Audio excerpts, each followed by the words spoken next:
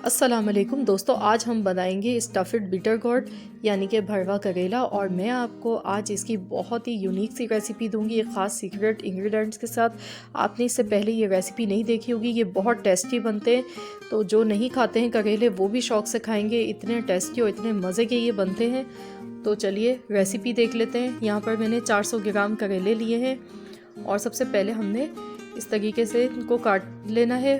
और मैंने धो के पहले वॉश किया था इनको, क्योंकि पहले ही इनको धो लेना है। और छिलका जो है ना, ये बिल्कुल पतला पतला सा हम उतारेंगे। ऊपर से जो थोड़ा मोटा मोटा सा होता है बिल्कुल थोड़ा थोड़ा सा उतारेंगे, ज़्यादा नहीं उतारेंगे वरना जो करेले की स्किन है वो पतली रह जाएगी। तो देखिए मैं इस तरीके से छुरी की मदद से बिल्कुल मैं पतला पतला सा छिलका इसका उतार गई हूँ। तो फ्रेंड्स, आपने सबसे पहले करेलों को धो लेना है, उसके बाद आपने इस तरीके से हल्का हल्का सा इसका छिलका उतार लेना है।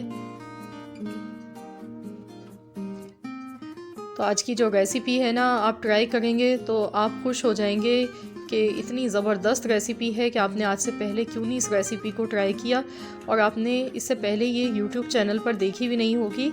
ये बहुत ही ज़्यादा टेस्टी मसाले के साथ मैं आपको बताऊंगी आप प्याज के साथ क्या चीज़ें मिलाएंगे कि ये बहुत ज़्यादा टेस्टी करेले की रेसिपी बनेगी। और जो इसकी स्टफिंग होती है ना, वो बहुत मज़े की बनती है। तो सबसे पहले देखिए हमने करेले को छीलना है, उसके बाद बीच में कट का निशान लगाना है और फिर इसके अंदर जो बीज होते हैं इनको हम हाथ की मदद से निकाल लेंगे। बीजों को निकाल लेना है। अगर हाथ से निकालने में दुश्वारी हो तो आप इसको चम्मच से निकाल लें। चम्मच की मदद से इस तरीके से आप निकाल लें तो ये आसानी से इसके बीज निकल के बाहर आ जाते हैं।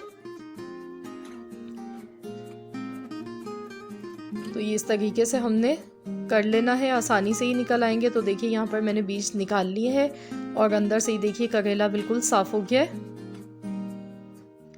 और अब मैं बाकी के भी करेले इसी तरीके से छीलूंगी और उसके बाद मैं इनको बीच में कट लगाकर इनके बीज निकाल लेती हूँ। तो देखिए मैंने यहाँ पर करेले छील लिए हैं।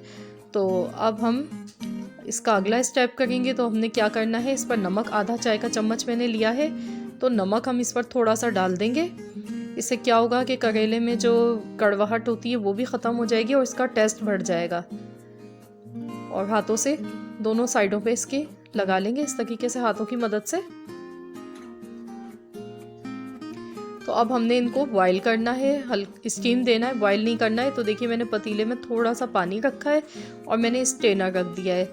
और अब मैं इसके ऊपर करेले रख दूंगी। तो इससे क्या होगा, स्टीम देने से जो करेलों की कड़वाहट होगी ना वो निकल जाएगी और करेले हमारे बहुत टेस्टी बनेंगे। तो इनको बस हमें इतना पकाना है कि ये 60 to 70% तक ये गल जाए। क्योंकि जब हम स्टीम देंगे तो हम इसे सिर्फ 10 मिनट की स्टीम देंगे, उसमें ये अच्छे खासे गल जाते हैं। तो फिर तलते टाइम जो है ना कम टाइम इसको लगता है और इनकी कड़वाहट भी दूर हो जाती है। इस तरीके से आपने स्टीम देनी है 10 मिनट के लिए। तो जब तक हम स्टीम दे रहे तो ये कुछ मसाले इन्हें ड्राई रोस्ट करेंगे। साबुत धनिया 2 चाय के चम्मच, सौंफ 2 चाय के चम्मच, ज़ीरा 1 चाय का चम्मच, कलौंजी ली है आधा चाय का चम्मच। तो इन तमाम मसालों को हम गैस पर हल्की आंच पर ड्राई रोस्ट करेंगे। तो इसमें हम चम्मच चलाएंगे इस तरीके से और इसको हम ड्राई रोस्ट कर लेंगे जब तक इसका कलर चेंज नहीं हो जाते। तो देखिए यहाँ पर 2 मिनट लगे हैं इसको और अब इसकी बहुत अच्छी सी खुशबू आने लगी है। इसको ठंडा करके हम इसको दरदरा सा पीस लेंगे। तो फ्रेंड्स, इसको हम पीस लेते हैं। और ये देखिए यहाँ पे 10 मिनट हो गए हैं और करेले की आप शक्ल देख सकते हैं, शक्ल चेंज हो गई है, ये नरम और सॉफ्ट पड़ चुके हैं। तो अब हम इनको निकाल लेंगे और इनको हम ठंडा होने देंगे। तो जब तक हमारे करेले ठंडे होंगे हम इसकी अब स्टफिंग तैयार करेंगे।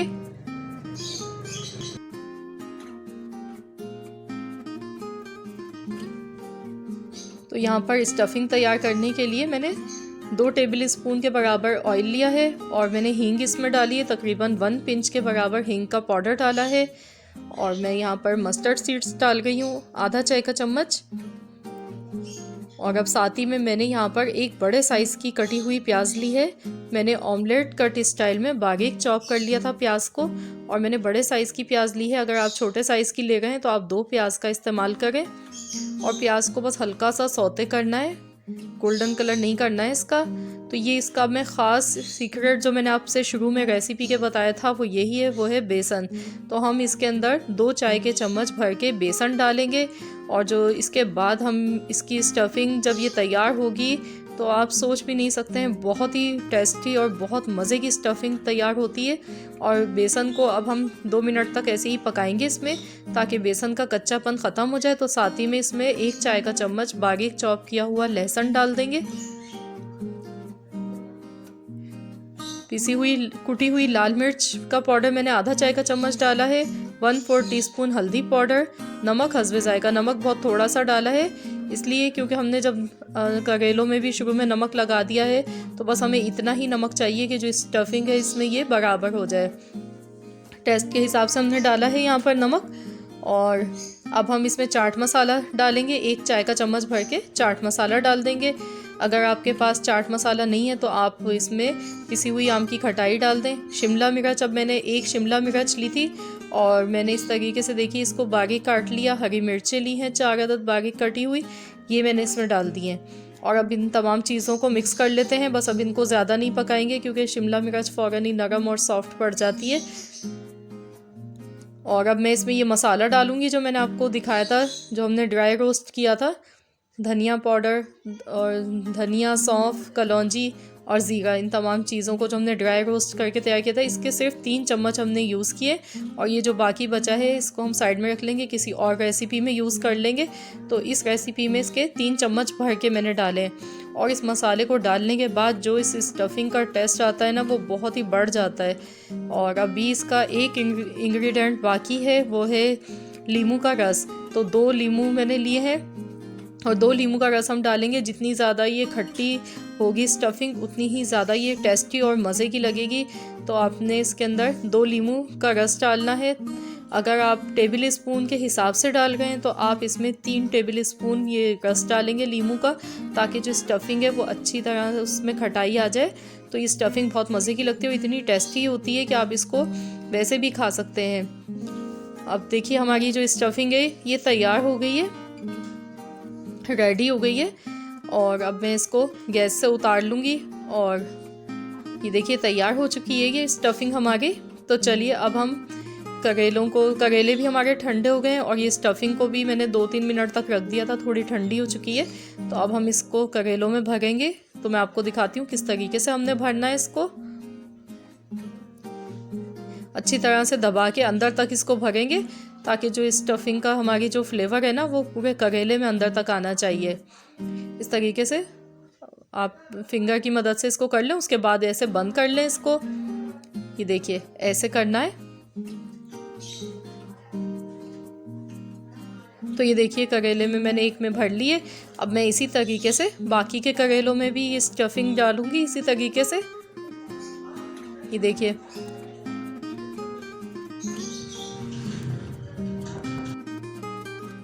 तो दोस्तों ये मेरी पर्सनल रेसिपी है जो मैंने आपसे आज अपनी ख़ानदानी रेसिपी शेयर की है।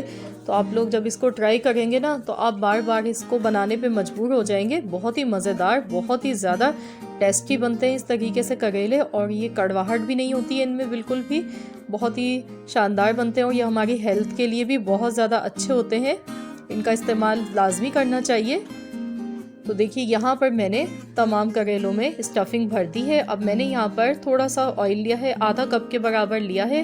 बहुत कम ऑयल में अब इनको हम फ्राई करेंगे, क्योंकि हमें शैलो फ्राई करना है इनको। तो हम इसमें अब करेले डाल देंगे और इनको हम शैलो फ्राई करेंगे। 3 मिनट तक हमें एक साइड से इनको फ्राई करना है। तो अब हम इनको जो फ्राई करेंगे ना, उससे जो इनमें थोड़ी बहुत भी कड़वाहट रह गई होगी वो भी इसकी ख़त्म हो जाएगी, निकल जाएगी बिल्कुल। और ये बहुत ही टेस्टी और मज़ेदार करेले फ्राई होके तैयार होंगे। तो इनको हम हल्का हल्का सा हिलाएंगे, और ताकि इसमें ऑयल जो है ना वो सब जगह अच्छी तरह से पहुंच जाए। देखिए इस तरीके से हिला लेंगे इसको, तो ऑयल इसमें ऊपर तक भी आ जाएगा। और अब हम इसको इस तरीके से पलट देंगे, दूसरी साइड से पकाएंगे इसको पलट के। ये देखिए 3 मिनट में कितना अच्छा सा इसका गोल्डन कलर आया है। और अब हमने क्या करना है, पलट पलट के इनको दूसरी साइड से भी इनको फ्राई करना है हल्का सा। तो ये जो हमने इसमें ऑयल डाला है ना, तो ये करेले बहुत कम ऑयल में फ्राई होंगे। ये जो हमने ऑयल डाला है ये बाद में आखिर में बच जाएगा इसका ऑयल। और ये बहुत ही ज़्यादा हेल्दी रेसिपी है।